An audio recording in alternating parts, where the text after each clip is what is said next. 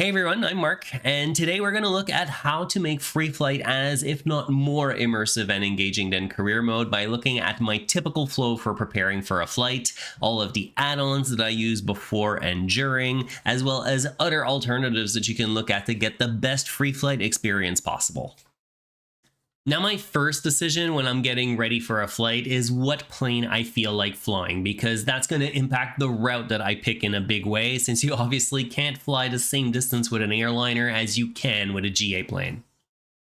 You can either go with one of the default planes, of which there are a few really good ones like the Vision Jet and the Savage Norden, but for a really top-notch experience, you'll want to have a look at actual payware planes. There are more and more payware planes available now that are compatible with 2024, like the Piaggio P180 and the Just Flight RJ, and there are also others which aren't officially supported but work great as well, like the Phoenix A320 family and the H-Way Comanche. Now, you do have to be careful because there is a lot of noise out there when it comes to payware planes, and some can actually be worse than the defaults, so you want to make sure to watch or read reviews before buying anything. Once we've got our plane picked though, the next step in my free flight flow is to decide where to fly, and that can actually be a bit overwhelming to decide on your own at times, so there are plenty of tools to help you with it. Probably one of the original ways to bring some realism to your flying was to fly for a virtual airline, of which there are tons and tons of them around, and it's really just a matter of finding one that appeals to you. I'm a member of Fly Virtual, and the reason that I like them is that they do more than just airliners, and they let you fly any route with any airplane that you want. So be it scheduled routes, charter flights, or any of their tours, or even just a route that you want to create for yourself. There are other VAs that specialize in different areas as well. For example, Piedmont Virtual are more geared towards historical airliner flying, and you can find tons of suggestions from other simmers if you do a bit of digging around online.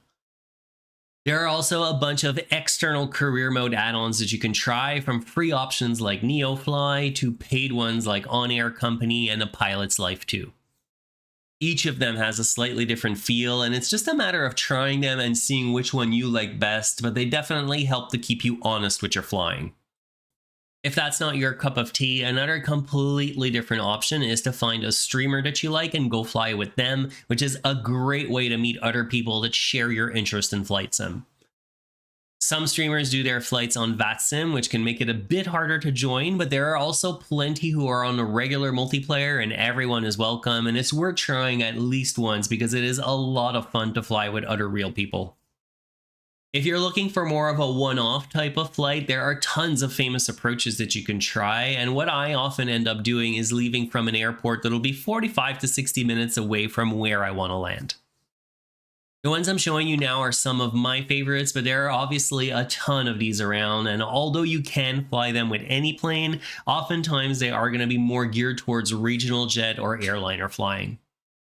If you need a bit more inspiration as to where to fly, there are tons of websites out there that can help you with that, from real-world schedules on where to fly and flight connections to backcountry flying on worldtour.flights. There's really something for everyone.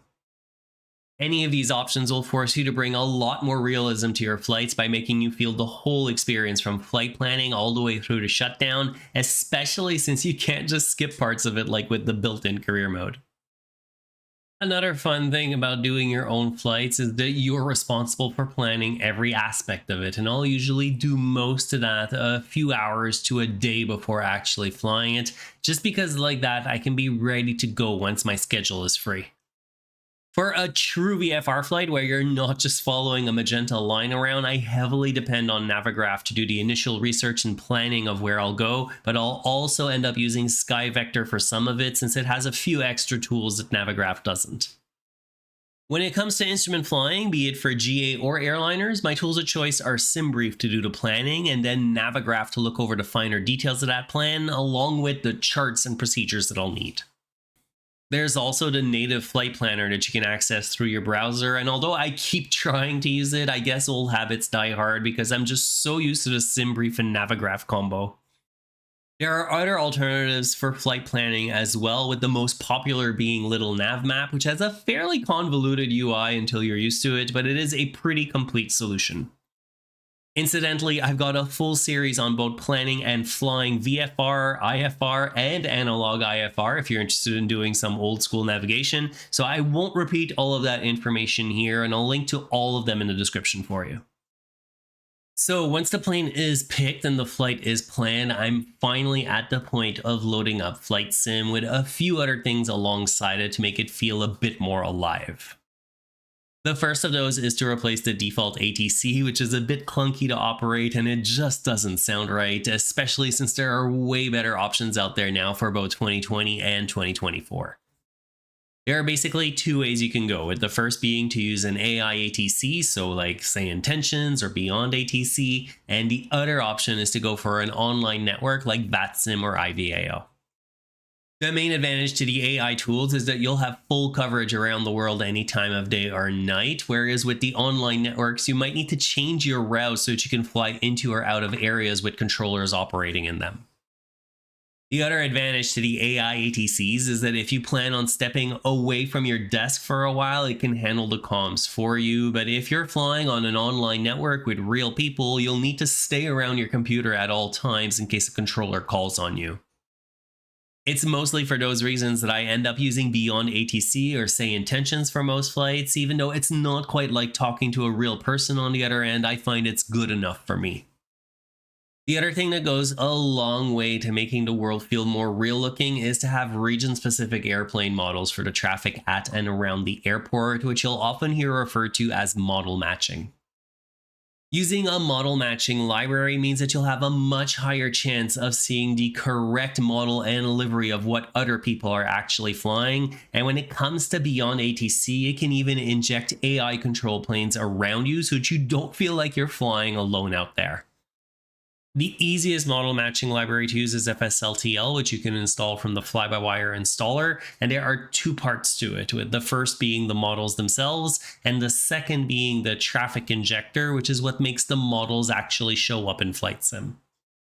FSLTL's injector is only compatible with Flight Sim 2020 at the moment. However, if you use Beyond ATC, it has its own injector for FSLTL's models, which works just fine in 2024.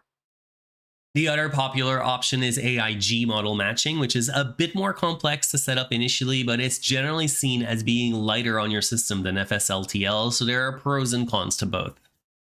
One of the main reasons I like doing my flights for a virtual airline or even a career add-on is that it gives me an easy way to track and view all of my flights over the course of time, which is a nice little visual to be able to look at. Two of the more popular options for doing that are SimToolkit Pro and Volunta, but there are also a bunch more that you can look at that can analyze Flight Sim's built-in logs as well, and I'll have links to them in the description.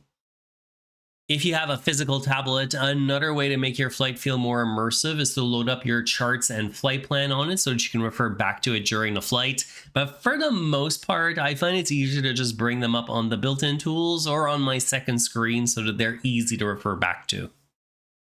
In terms of where to actually start the flight, that's going to depend on the type of plane that I'm flying and the airport that I'm flying out of. For airliners, I'll try and pick the terminal that's right for the airline. So for example, if I were flying out of LAX with a United livery on my plane, I'd start from a gate on Terminal 7, just like you would in the real world. The easiest way to figure out what the right terminal is to just do a quick Google search with the terminal and the airline and airport that you're flying out from, and generally it'll just be the first hit that you see. If you're flying a business jet or cargo plane, you can find where the FBOs or the cargo ramps are just by looking at an airport information diagram. But if you want to be more specific and start at the Signature or the Atlantic terminal, then Google can help you out there too. For a general aviation flight, I usually start from a smaller airport, so the exact ramp doesn't matter too much, but even with the bigger ones, there's usually a GA ramp around there somewhere that you can start from. It's really just a matter of finding it.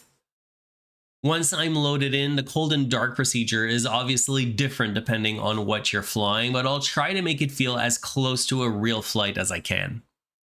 That can mean bringing up fuel and catering vehicles if the plane supports it, connecting gates and opening doors, and you can automate a lot of this with a tool called GSX, but it can be a little bit finicky at times. I don't use GSX because I find the default tools are good enough for the experience that I'm looking for, but there really isn't any other alternative to it either at the moment that I know of, so it could be worth checking out for you. Once I'm underway, I'll use most of the tools that we already discussed, but as we start getting closer to our destination, there are a couple more things that can be interesting to have on hand. The first of those is a way to record your landing so that you can replay it in Flight Sim afterwards, either to see how you did or to try and understand where you went wrong. There are lots of replay tools available out there, but the two better ones in my book are Flight Recorder and SkyDolly. Although SkyDolly isn't fully compatible with 2024 yet, it does still work for the most part. On the other hand, if you want to capture your replay to watch it back later without having to open Flight Sim, OBS Studio in combination with one of those replay tools is going to be the way to go. It's what I use for capturing the content that you're looking at right now, and on top of that, being able to rewatch what you did is a really great tool when you're trying to learn a complex plane. With all of those tools in place though, you have a blueprint that you can apply to any type of flight that you want to do. So if you learned something useful today, please make sure to like the video and subscribe on your way out to get more content like this one.